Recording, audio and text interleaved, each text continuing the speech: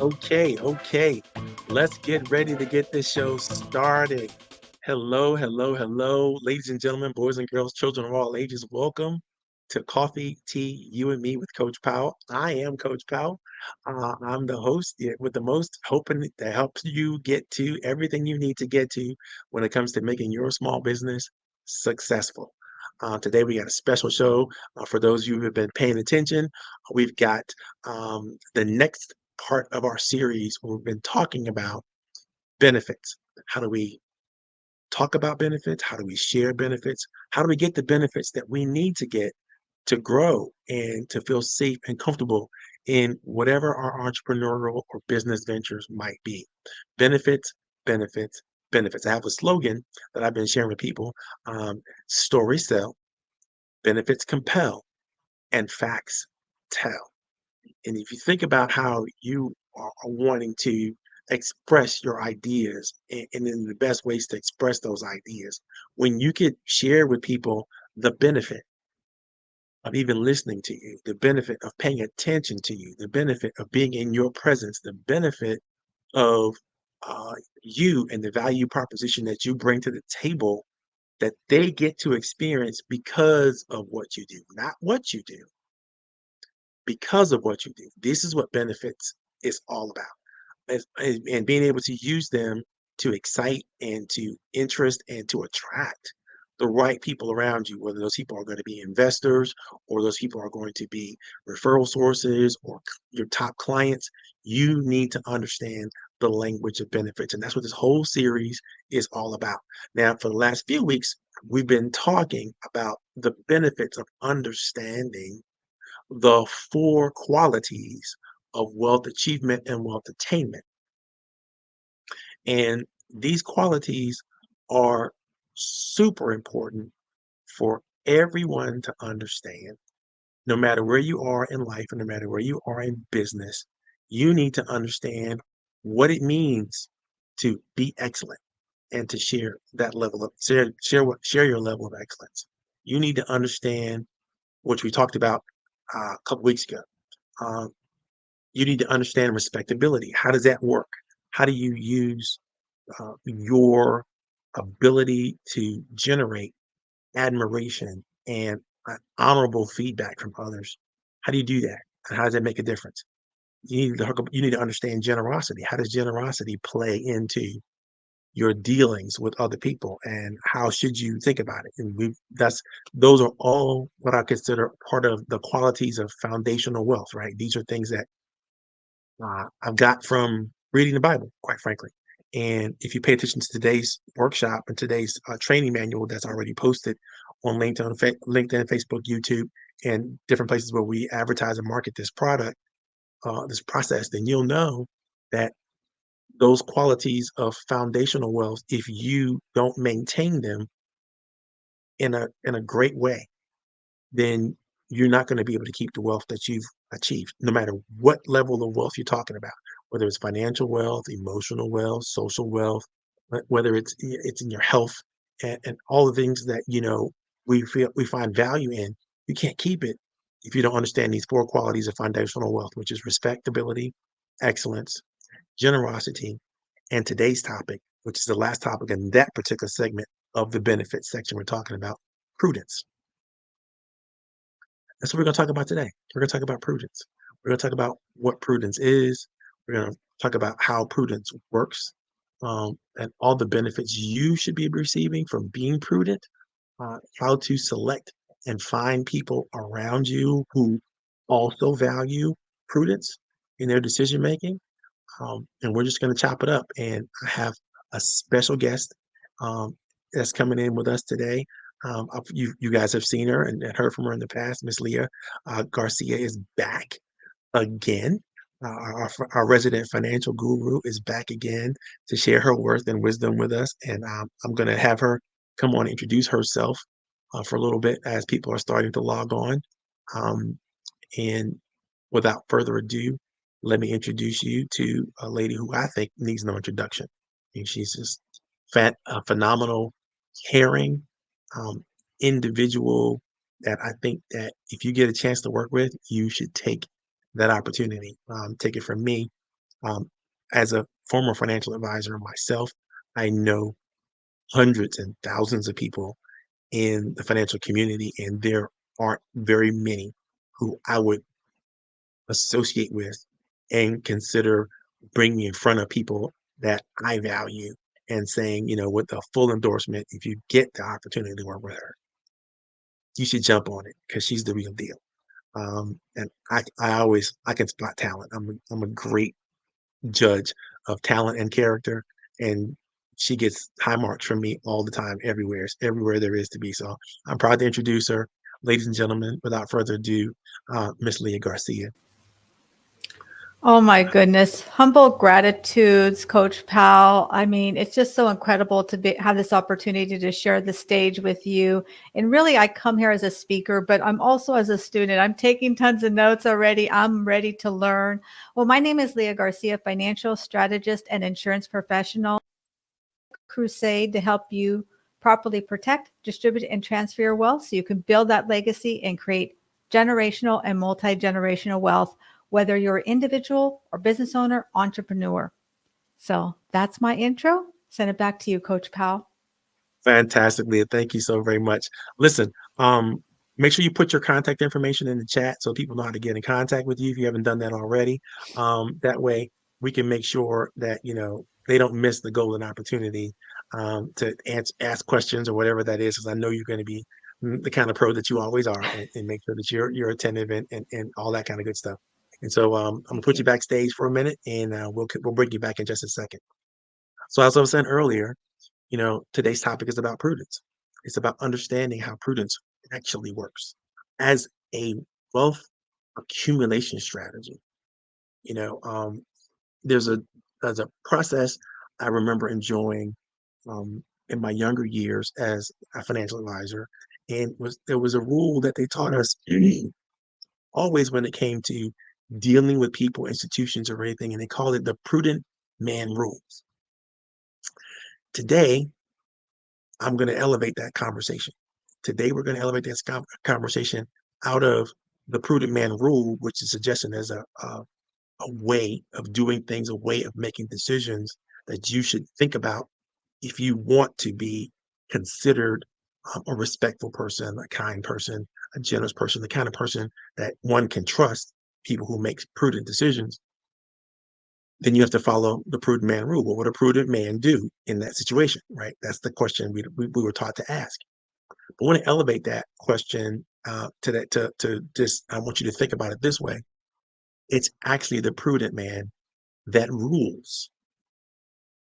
Now, what do you mean? What do I mean by that when I say that? When you know that you're doing the right things, you're saying the right things, you're creating the right things, you're generating the right things in the right way at the right time with the right people, and you're absolutely convinced that it's all going to work out the way you've thought about it, the way you've designed it, the way you've conceived it, then you have every reason in the world to be giddy, gleeful, joyful at whatever process or program that you find yourself being a part of. And if you look at the training guide that I put in the chat, um, the first picture of that wonderful gentleman who's you know delivered this amazing or about to deliver an amazing presentation. What is he saying? It's like, I got this. He has it and he knows it. He's excited and he's happy because he knows everything he's doing, everything he's saying, whatever is going to come up next is going to be spot on. He's got the right skills, he's got the right talent, he's got the right information. Everything he's about to do now is going to work, and he is tremendously joyful and almost giddy with the opportunity and expectations. This is one of the core benefits of prudence. When you know you got it all worked out, when you know you've done your homework, you've done the research, you've checked in with everybody who was important to check in with, you've got all the communications aligned, you've got everything moving in the right direction. So what is this prudence thing all about? What it really is it's good management of any and every decision-making process and the attendant behaviors that come from those decisions. So it's not just making good decisions, it's behaving and knowing that you will behave correctly as a result of those decisions. This is when you know you've been prudent, right? And it's super important that you understand that it feels good for some very key reasons. When your brain is working in an area that we like to call flow state, right? When you are your your prefrontal cortex, which is the top portion of your brain, right here in front, right above your eyes, when you're actually doing that kind of thinking and you're using it to generate high quality decisions, you need a couple of things working to your advantage. And the thing that's working to your advantage from a neurotransmitter point of view is your body is your mind and your body, your neurons are basically injecting into your system dopamine and serotonin. Now, those two hormones or chemicals, depending on how you receive them, are key to you having you focus and having you focus exceptionally well and to be calm at the same time. So you're calm and you're focused, right? And when that happens, you can have the best thoughts. You can have the best, you have the best of it. You feel amazing because you're not nervous, you're not anxious, you're not upset, you're not feeling fear or anxiety or any of those types of things. And your brain is literally building or what we call neuroplasticity, right? Your brain is actually building the building blocks it needs to recall and attain and maintain a high level of information. So you're able to recall the things that you want me to recall. You're able to um, remember what to say and how to say it, and the pace and the phrasing, all that kind of stuff is worked out. You've done all your practice so much so that it's now what we call muscle memory, or it's brain memory, but it's actually your brain functions just like a lot like your muscles. The more you use these muscles, the more you become muscle memory, and the more you behave in that way. You get all this right, and it feels wonderful. In fact, when other people bump into you when you're in this flow state, right, and they are join, you are actually able to produce enough of those hormones to allow them to start to produce the same hormones. So you're bumping into somebody who's at a high level of serotonin and not adrenaline, but um, dopamine. It's gonna bump off, it's gonna rub off on you. Like the brain, your brain is like Wi-Fi connected to another person's brain, right? At the same time. So they're gonna mimic your breathing patterns, they're gonna mimic your speech patterns, they're gonna feel as good as you feel because you're so prepared, you're so ready, you're so excited and joyful. Then it we mirror the mirror neurons in our brain and pick up the other people's mirror neurons, and they're gonna start to feel exactly the way you feel. Now, this is powerful stuff that I'm telling you, right? So this is why it's important to not try to fake it, because when you're faking it and you're not putting the work into making good decisions about how you're going to do whatever you're going to do, you're not putting that work in. You know that you're cheating. You know that you're not putting the work in, and that's going to make you feel anxious and nervous, maybe a bit fearful, maybe a little bit frustrated and angry that you didn't put the work in, but here you are now. You're on stage and you have to perform. Right? That doesn't feel good. Everybody wants to be at their best, especially when it counts a lot. By the way, it always counts to be at your best, to try to produce excellence. We talked about that a couple weeks ago. But what's important about this part of prudence and being able to make those decision makings. So now think about it. What did I just say to you? Is it possible for you to make prudent decisions if you're not calm and you're not focused? No, it's impossible. So these are the basic building blocks of prudent decision making, right? In order for you to plan, in order for you to handle your impulses, in order for you to make wise decisions, show some self control and some discernment and foresight for yourself, you're going to have to acknowledge that what you need to be is prudent. You need to learn it, you need to understand it, you need to, practice prudence in everything. Now, what happens? What are the benefits of people who practice prudence in all of the things they do, right? They're able to sustain and maintain whatever they accumulate. So you have that financial stability because what are you doing? You're being careful about where you invest your assets of any type. You're being careful and you're mitigating your risk because you're making informed decisions that reduce risk and potential loss, right?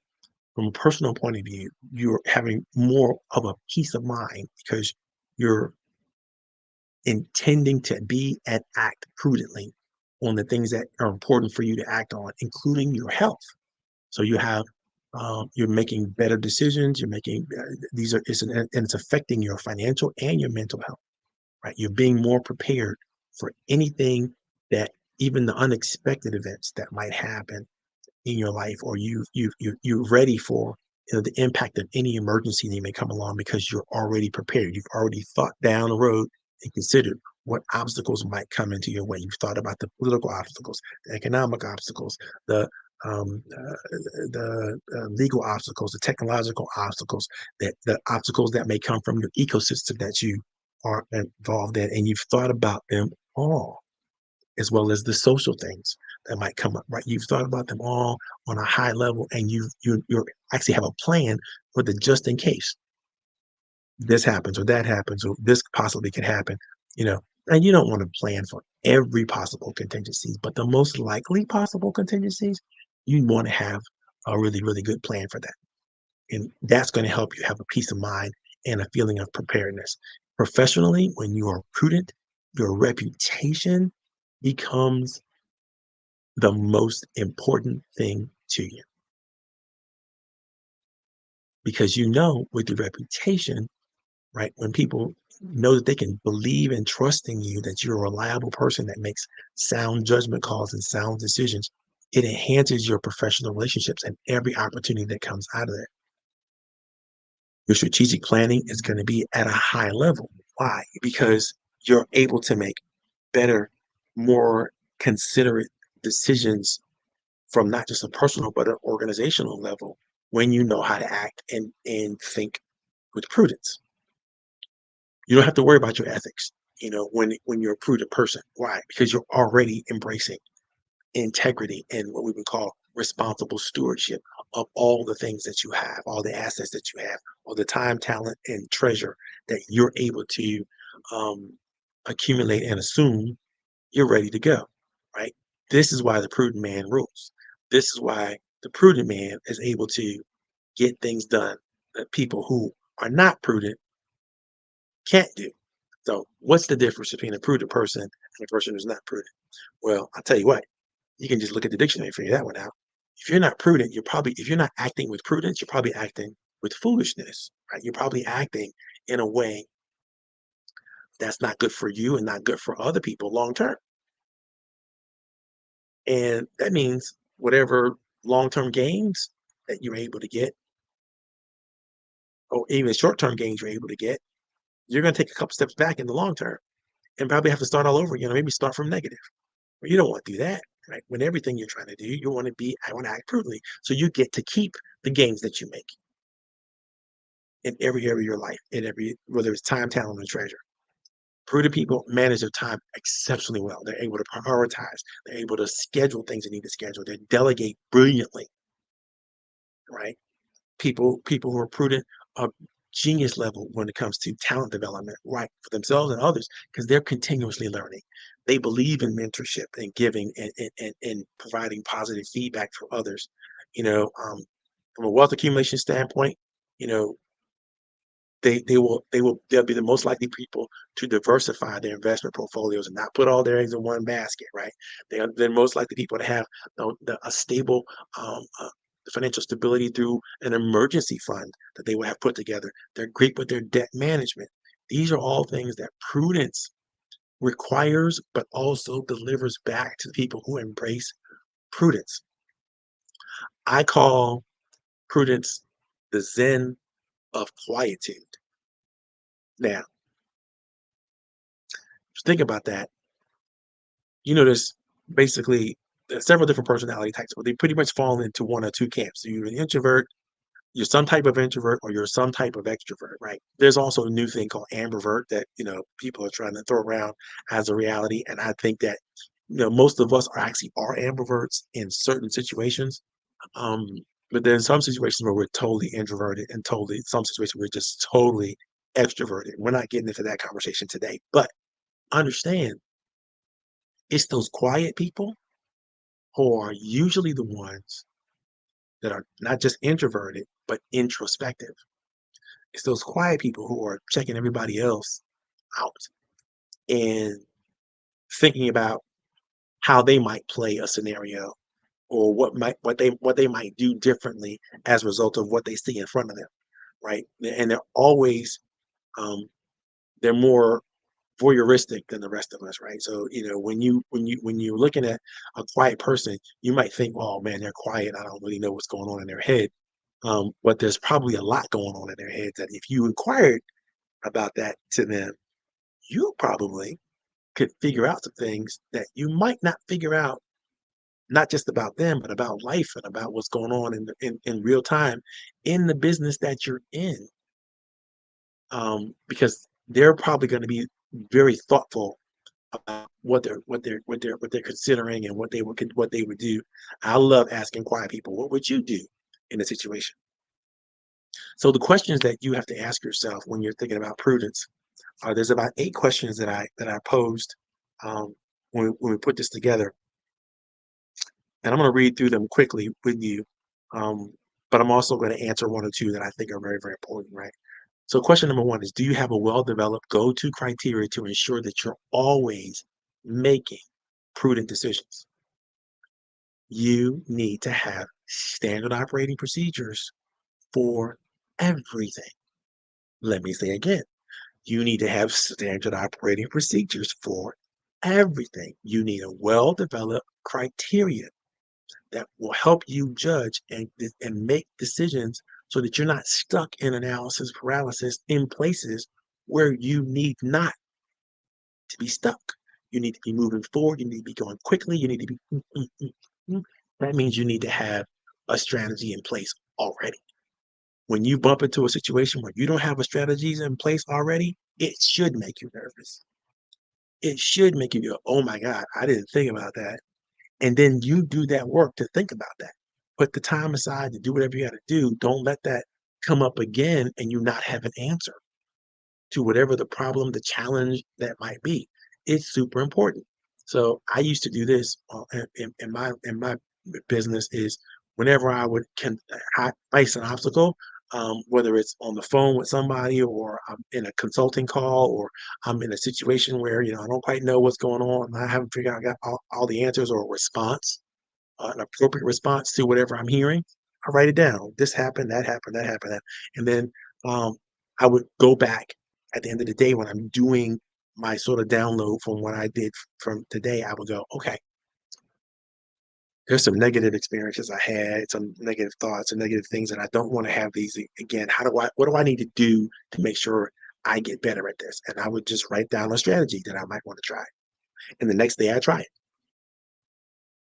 So when I'm doing my daily journaling or I'm doing my daily reflection, some people call it a reflection, some people call it journaling, some people call whatever you do when you at the end of your day or the end of your week or the end of your month, when you look back on all your activities, look back on the things that worked well, things that didn't work well. What are you doing about the things that didn't work well? You got to actively have a plan to adjust to it, to address them and adjust those things. If not, then you just will be out of control again when that thing happens. And it will cause you to have nervousness and it'll cause you to make bad decisions. And you want to make good decisions. That's what prudent people do. They make good decisions, right?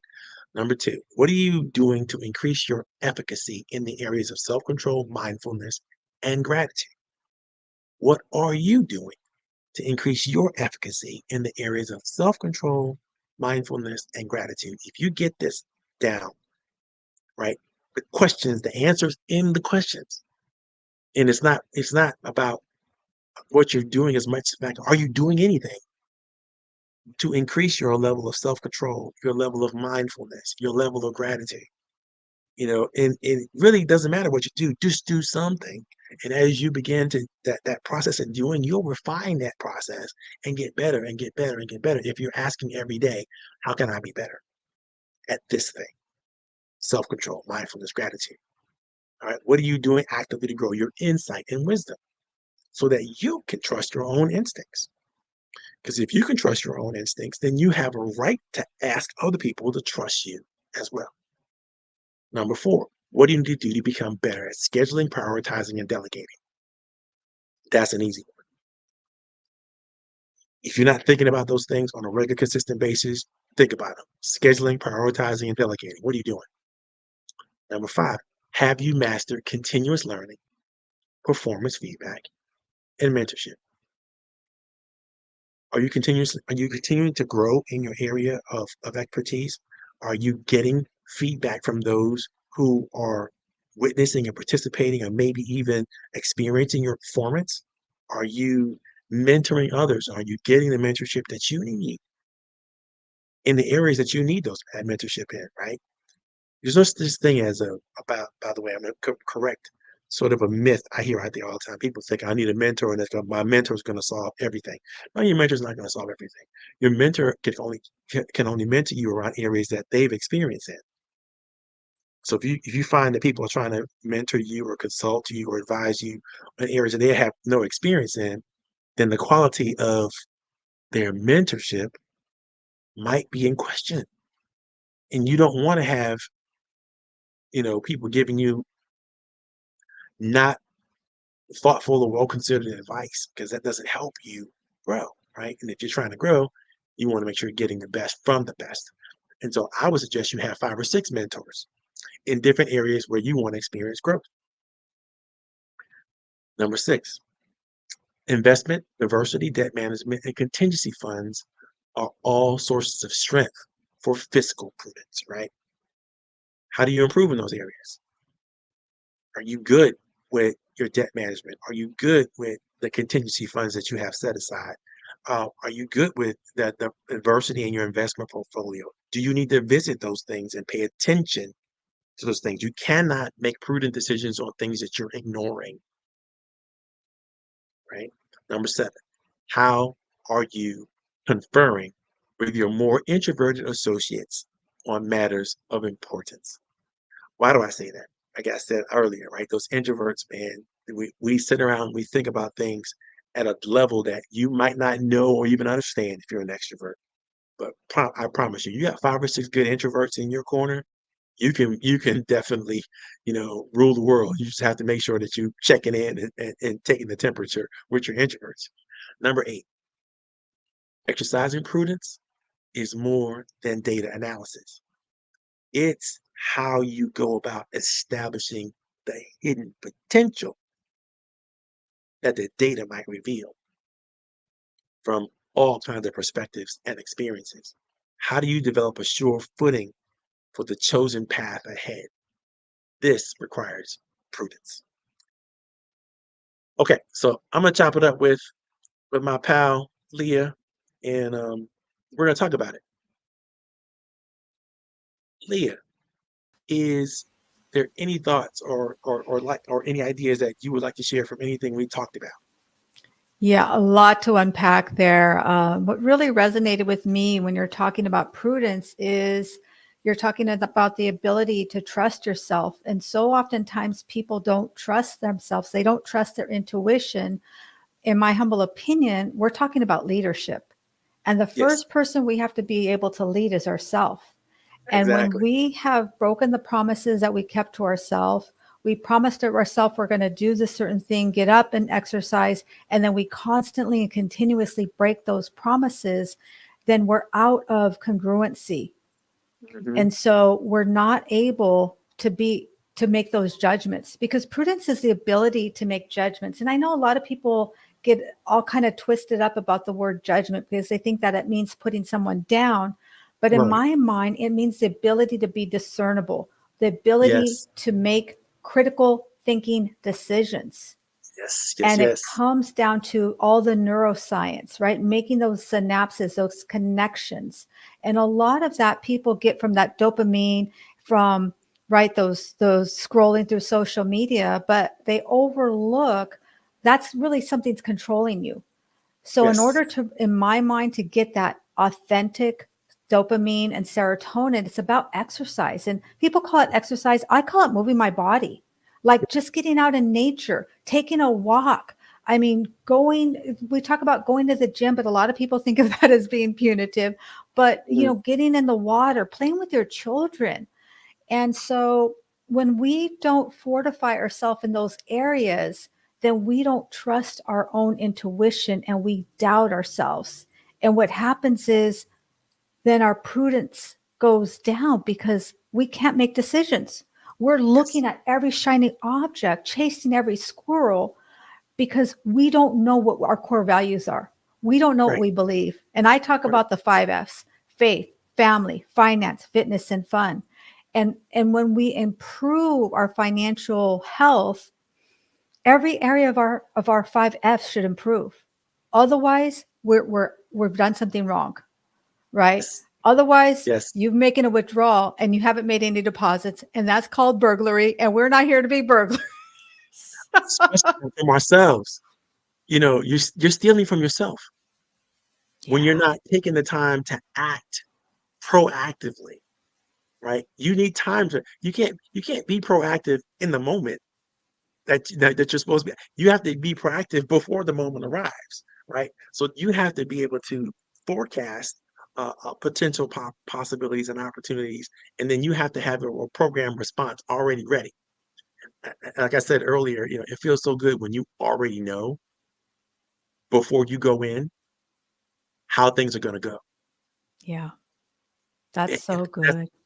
it's a magical feeling, and as you gain more experience, you're going to get better at it as you start to make decisions for yourself, improve your integrity by honoring the decisions that you made for yourself, whatever, whether it's in all those 5 areas that you talked about. That's fantastic. I'm gonna steal that, by the way. Please I'll do. let you Yeah. know. I'm stealing it. I'm stealing it. But it's important that we do these things, especially as entrepreneurs, because people think that entrepreneurs take risk. Mm. And I tell people all the time, well, yeah, to a certain degree, but the risks are supposed to be calculated risks, right? So is a calculated risk a real risk? I mean, if you already know the outcome, is it a risk or is it just a strategy? I think it can be argued either way. But the point about it is, if you know, and you know that and you can prove it, there's Yeah. no stress there. There's no reason to fear there. There's no reason for doubt. There's no reason for shame. There's no reason for anything except, I'm gonna go forward with pride and glow and strategy and just do the thing that I was put here on this planet to do. Mm. You know, and I think that's, when you're tapped in, and you said this about, alignment, right? When you're tapped into your purpose, your values, and the path that you've chosen, whatever that path is professionally, you're all the way in, and you're able to articulate the reasons why you're doing things so that everybody else can go, oh, okay, I see that. I Right. understand that. They can say, "Oh, right, that was a good decision that you made to go in that direction based on your values, based on the person that you are, based on the things that you understand about the industry going forward. You've done your homework, the research. You're not just dialing it up for yourself. You're actually looking forward and looking at what other people are saying and doing, and going, I can be better.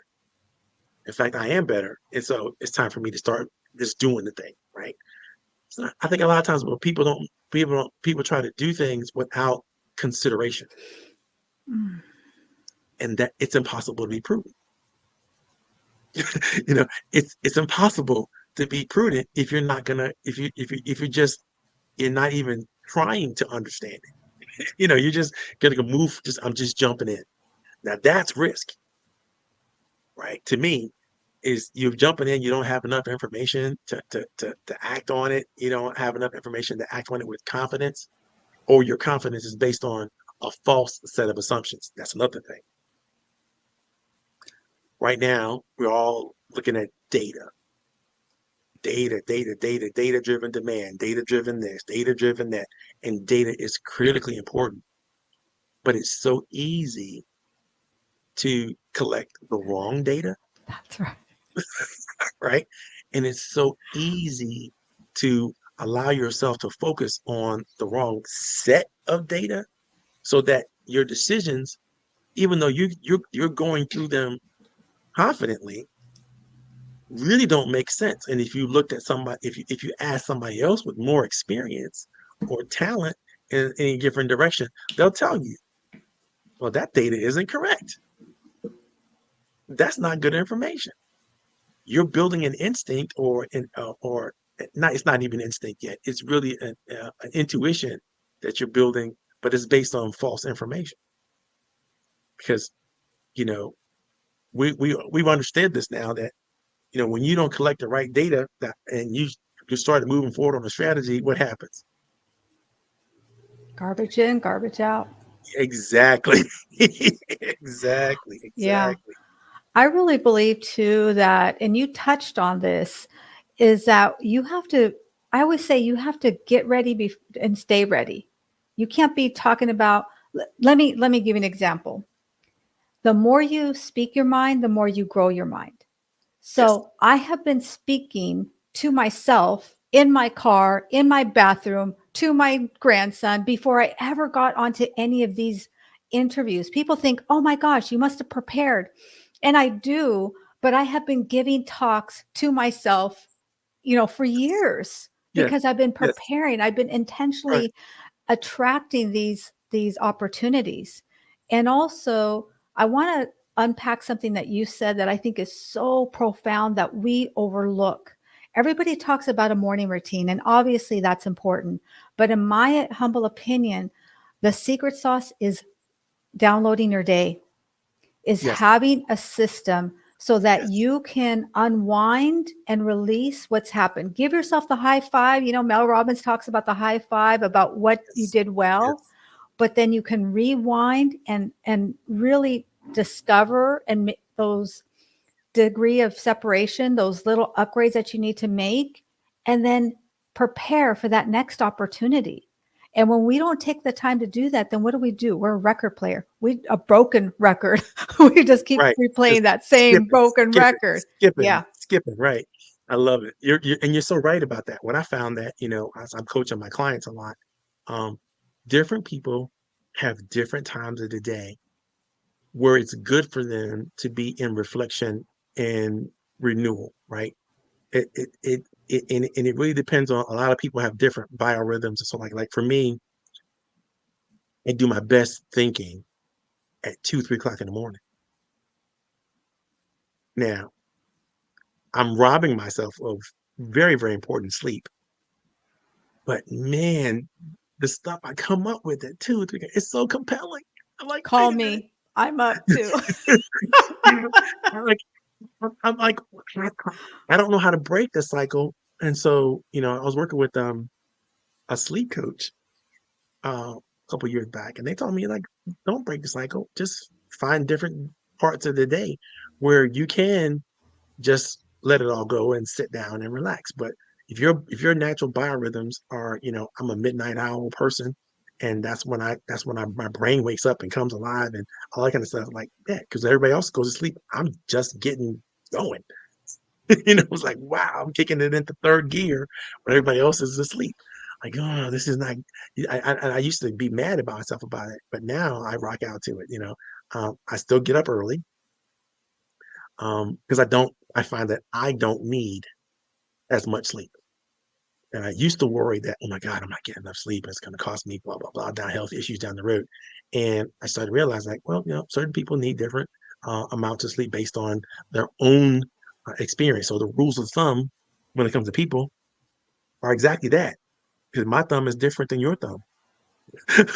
you know, and so yeah, it might be rule of thumb, but it's a different thumb, and so you have to be open to that. And that's why I tell people like all the time, it's like, yeah, the rules that people will give you to do certain things and these little mantras we say, some work for you, some don't work for you, but you absolutely have to have something to help you develop every area of your life, spiritually, um, your heart, mind, body, and soul, have to all grow, and you can't leave any of it behind. And so if you're leaving your spiritual development behind, or you're leaving your your personal development behind, or you're leaving your health behind, or you're leaving your mental and your clarity and your Mm. emotional resonance behind, then you're going to be imbalanced, and you're not going to have that alignment when you go forward, and you're going to need to have that. When what hits the fan, and you need to deliver the goods, whatever the goods are. It's your weak parts that are going to bring you down. And Yeah. if they're not strong enough, if your strong parts are not strong enough to overcome your weak parts, then eventually you got to go back and fix that. And I know a lot of people say, well, just focus on your strengths and don't worry about your weaknesses. I agree. Your strengths are super, super important to focus on, because people take your strengths for granted, and then you lose that strength, right? When you don't give it what it needs to develop and grow. However, your weaknesses, if you're in an area where they could be very detrimental to you, and you don't have anybody else to delegate that to, or you don't have another team member around you that could pick you up or see it coming down the pike and help you with that, you're in a world of hurt, because there's no strength that's going to overcome it. That's no matter where you're at strength. So I always say, try to find, what is the word you use? You didn't use alignment, you used congruence. Is that what the word, that the word? Yeah, yeah, okay. It's like, yeah, try to find that. And I hate balance, Oh, because there's no such thing as the no, perfect balance. It's just there is. being in alignment with the moment that you need to be in alignment with, in my point of view. But Yeah. that's where we are. So I see David's out there in the audience, and I see a couple Mr. of my Mic friends out there Drop. in the audience. Yes. I love that. I love that. I'm gonna post that so everybody can see it. Thank you, David, for your contribution. If any of you are all out there, by the way, and you want to ask a question, you can put it in the chat. If you want to let anybody know about anything that you're doing from an entrepreneurial point of view, how to get in contact with you, where's your contact information, Leo? You still didn't put that in there? Oh, okay. I need to put that in there. I, I was going to say too, it's about finding your own cadence. People talk about burnout and they talk about balance. And in my opinion, there is no such thing as balance, right? If you right, want balance, right, go to yoga. I mean, if you're an entrepreneur, we are going to be perfectly in balance, but right. finding your own cadence. If you are an early Yes, person, then be an early person. If that's the you're a thing right night there. owl, then be a night owl. Stop trying to fit into somebody. We're entrepreneurs. We Right, color outside of the box. That's what we're right. supposed to do anyway. So, And the beautiful thing about small business is the flexibility. You don't got to punch in, punch out 9 to 5. You don't have to do that. You don't have to meet anybody you don't want to meet. You have to talk to anybody you don't want to talk to. You don't have to do anything you don't want to do. You have absolute control and flexibility over how you want to run your life and how you want to do your business. And so take advantage of that, because you can find niches and find opportunities that big businesses can't take advantage of. They're too big. right. They're not flexible enough. They're not nimble enough. They can't take advantage of the opportunities that you could take advantage of. And I'm not saying that sometimes people go, well, I can't turn it off sometimes. I agree. You do have to turn it off sometimes, and you don't want to set up a scenario where you don't even know how to turn it off. I hear you, and I'm 100% behind that. However, temporarily, sometimes you got to fire on all cylinders, and you got to be moving forward. You got to give the big push every once in a while. You can't do the big push all the time, because that will sap your energy and resources, right? But every once in a while, you have to know when it's time. okay, time to hunker down, time to focus, time to really get, push the heavy rocks, the big rocks forward now, because I can't do this later. I can't. I've got. I'm about to. Now, if you live like that all day, every day, some people do. By the way, Yeah. that's not sustainable, No.